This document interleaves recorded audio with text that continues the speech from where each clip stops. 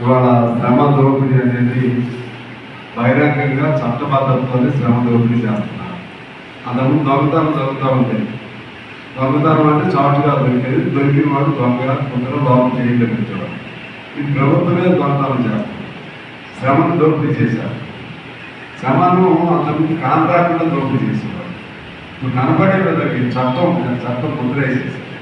ఆ ముద్ర ఏంటంటే మీకు కాంట్రాక్టు డాక్టర్లు, కాంట్రాక్ట్ వర్కర్స్, కాంట్రాక్ట్ మన మెడికల్ డిపార్ట్మెంట్ ఏమంటారు, కాంట్రాక్ట్ సిస్టర్స్ అన్ని 70 రకాలు ఉన్నారు కదా. అన్ని కాంట్రాక్టు లేకపోతే అవుట్సోర్సింగ్ అంతే. ఆ పేరుతో ఆ విధంగా మనకి మన శ్రమం అప్పుడేమో మనకి ఏంటంటే ఏదో ఉద్యోగం వచ్చి చాలండి. సహజంగా అది హ్యూమన్ ఇంక్విజిషన్ అంటారు. మనిషికి ఏదో ఒక ఆసక్తి, ఆలోచన, ఏదో ఒకటి చాలు అనేటువంటి సంతృప్తి ఉంది. ఇప్పుడు అక్కడ కాదు కదా, మన పరిస్థితి మారుతూ ఉంటాయి, పెరుగుతూ ఉంటాయి. పెరిగినప్పుడు దానికి అనుగుణంగానే మనకి ఏర్పరిచాక అందించవచ్చు.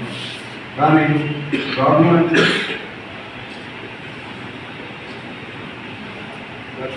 ఆఫీస్లో